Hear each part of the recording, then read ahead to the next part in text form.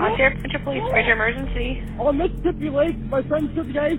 What's going on? We're trying to get him out of the ice. He's been in for 10 minutes. He's getting hypothermic. He has no more energy. Help! Help! Buddy! Help! Don't let go of that rope. Do not let go of that rope.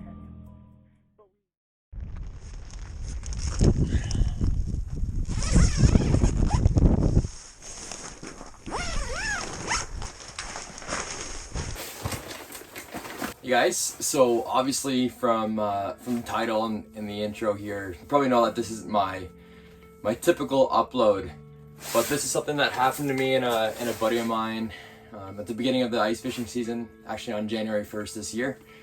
It's something I haven't addressed on my channel. If you follow Chris on the What a Beardsman's channel, you've probably heard me talk about the story a couple times now, but just wanted to address it on my channel with late ice coming up here, and you know, there's some sketchy ice situations this time of year, so I thought it would be a good time to bring it up on my own channel. The purpose of this video is to prevent someone watching this, or you know, one of you guys from making the same mistakes that my friend and I made, and basically preventative measures and talk about safety equipment that we didn't have during the situation or during the incident that we probably should have had on, and basically what I could have done better.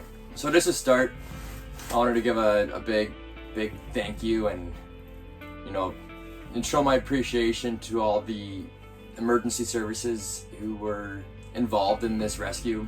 So the 911 operator, the OPP, the paramedics who helped my buddy, drove him to the hospital, and of course the volunteer firefighters who came out on the ice, helped me out and got my friend out of the water.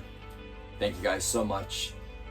It's hard to explain the difference you guys made, but I don't know what would have happened if it wasn't for your efforts. So seriously, I can't thank you enough. It's amazing what you guys do.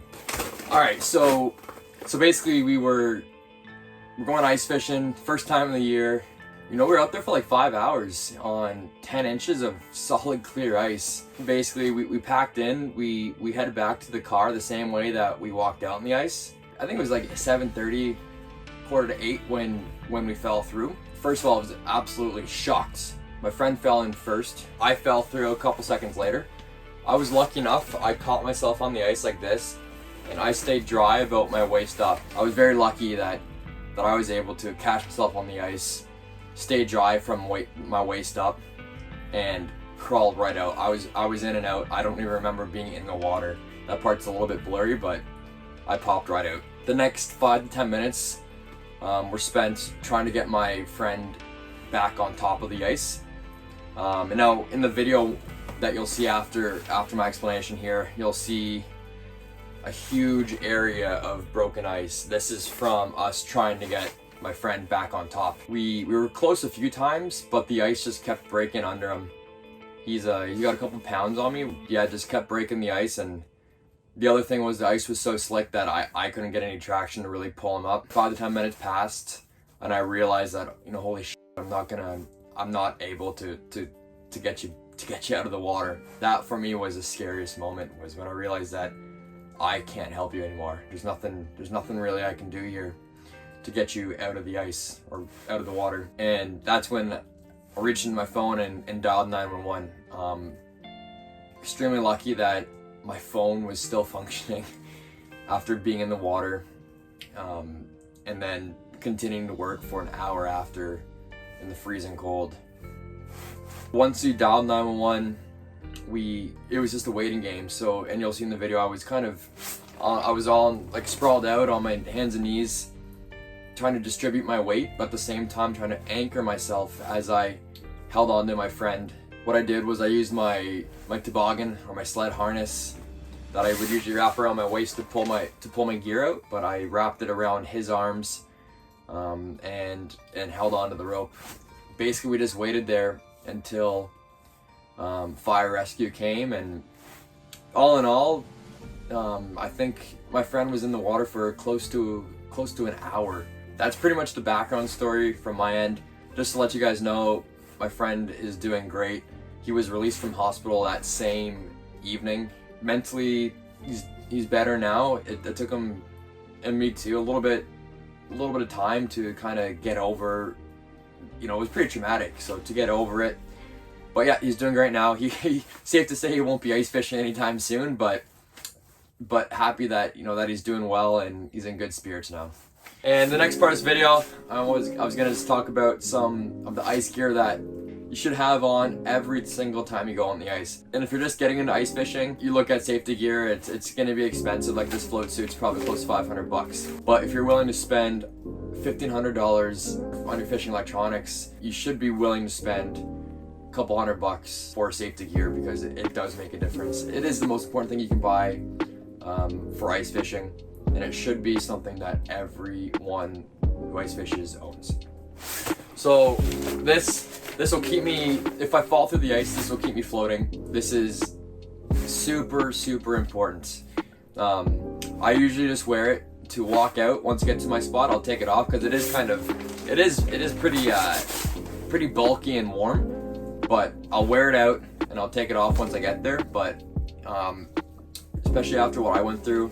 And if you don't have a float suit, wear a life jacket. Like anything that's gonna keep you from sinking is critical.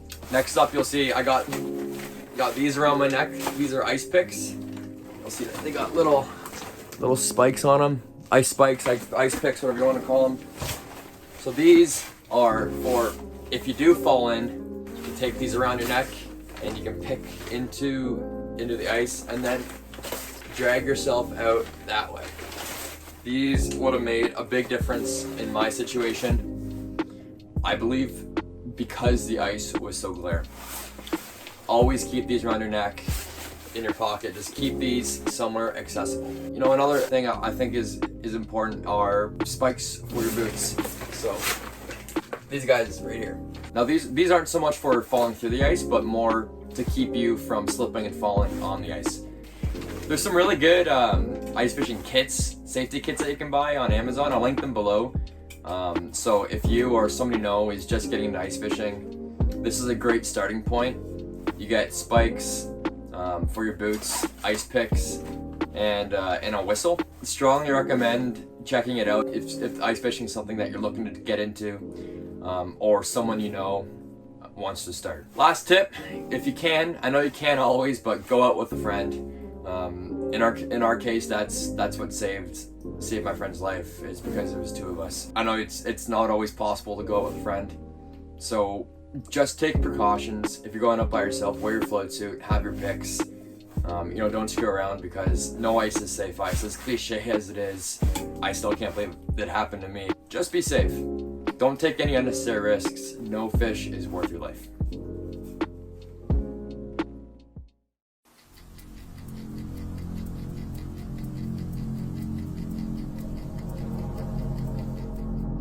Ontario Preventative Police, where's your emergency? On Mississippi Lake, my friend took the ice. What's going on? We're trying to get him out of the ice. He's been in for 10 minutes. He's getting hypothermic. He has no more energy. Help! Help! Buddy! Help! Don't let go of that rope. Do not let go of that rope. But he's losing strength, so we haven't been able to try to get him out again. He doesn't have the energy anymore. No, you're not. You're good. We're minutes away.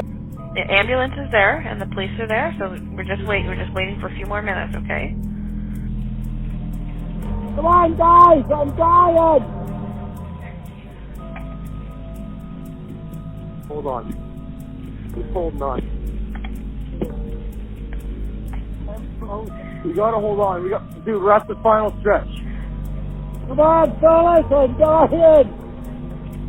Now you might see a drone up in the air, okay? Just so you guys know. For a minute now, we see it. Do you see? They got us lit up. Okay, so the drone's there? Yeah, it's here. We just need these fellas now. Yeah, so they have you guys lit up? You gotta hold on, man. Okay, just keep holding on there, okay? He's barely got the rope. We have like 30 seconds and he's going under. We need... Yes, they're coming, okay? We're hanging on! Please hurry!